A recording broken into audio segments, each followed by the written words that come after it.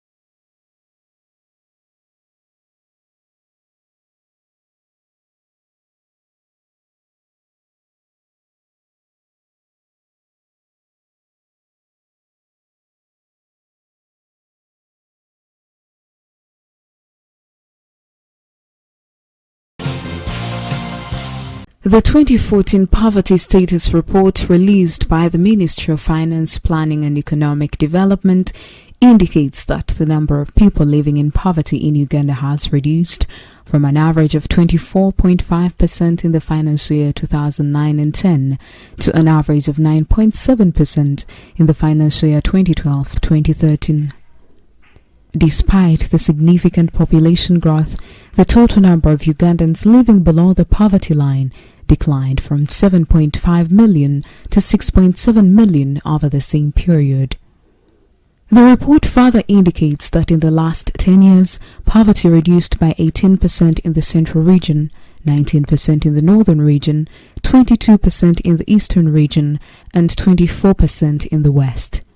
And particularly the northern Uganda, when we have launched this national report, which really in our hope will make a great difference going forward.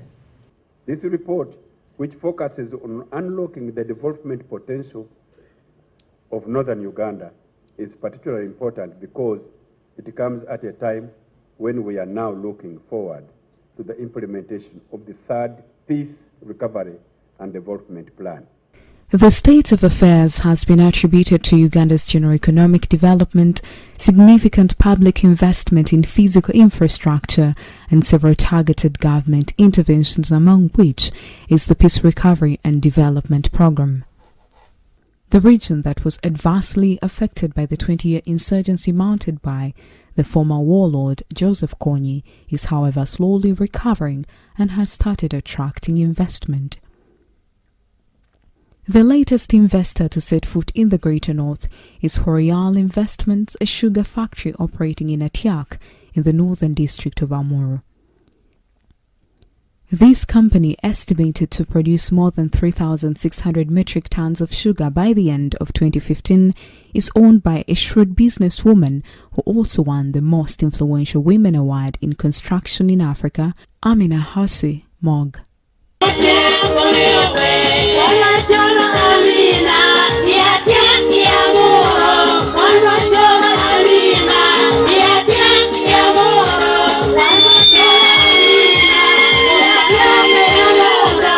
This business mogul with a Somali origin is renowned for several successful businesses, namely Oasis Mall housing the Nakumatt supermarket and Labanam Apartments located in upscale Kampala.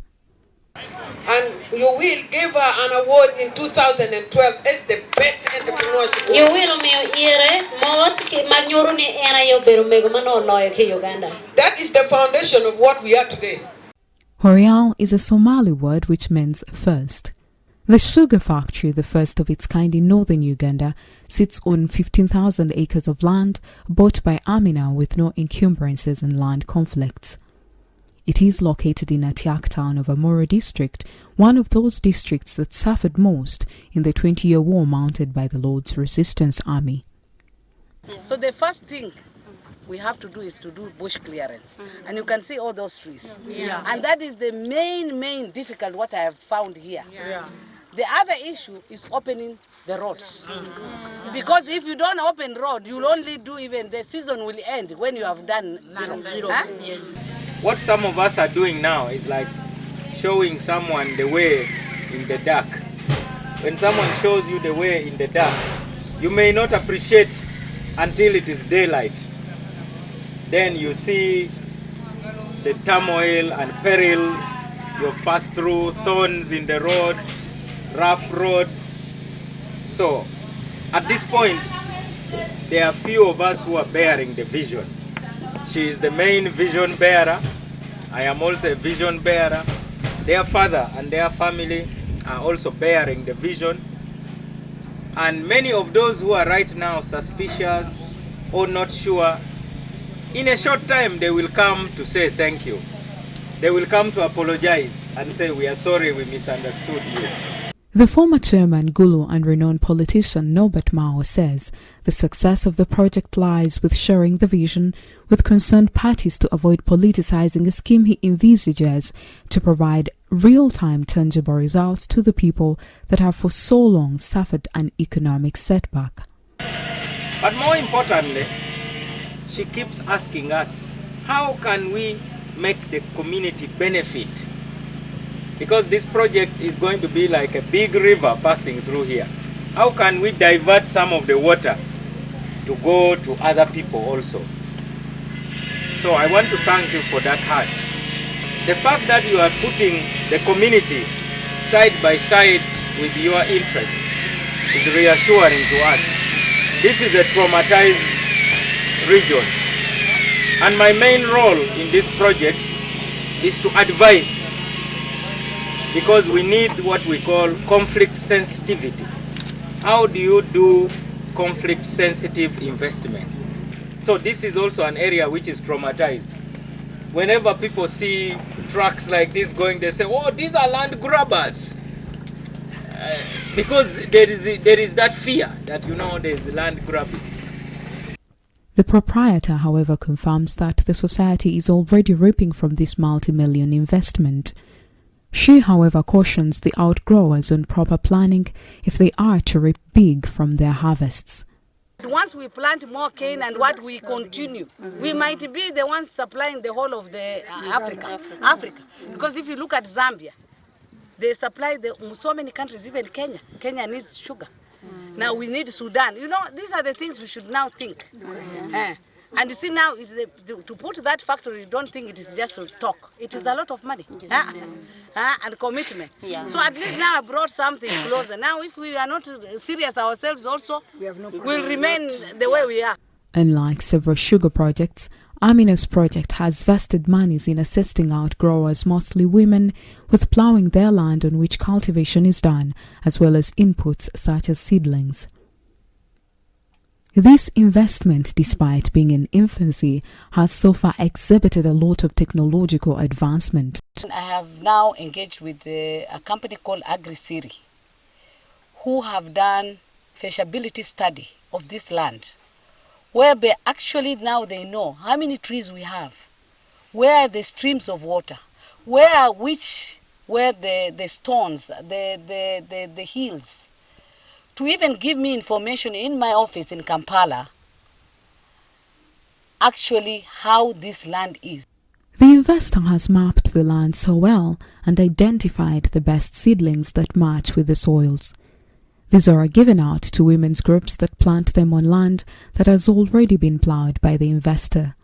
More to these are several sugarcane varieties that can sustain the weather conditions of the area, that are given out to growers at no cost, as well as developing other varieties that can provide good yields. So what we do is we have at least one node, minimum one node, 2 nodes, okay. Then we cut it into 2 and plant it here at 2 feet intervals. Josephine Ujomama is the chairperson of Ajomani Entrepreneurs Association. Those who join this project should be able to see real money in the next 3 years when they start harvesting.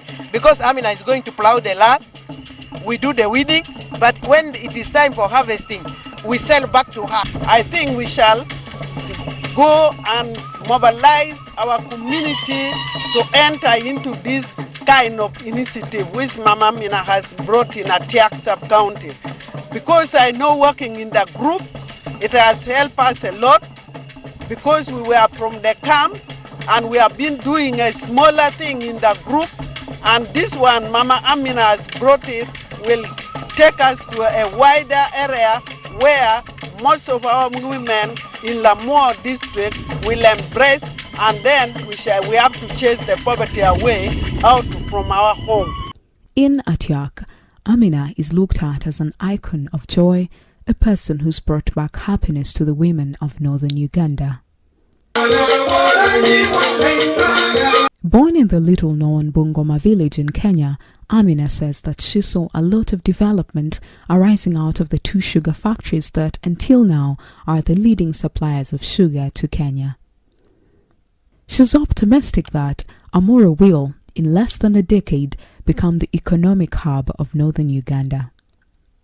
Once fully set up, the company whose final product will bear a trade name, Atiak Sugar, will bring the total annual production of sugar in Uganda to 468,600 metric tons.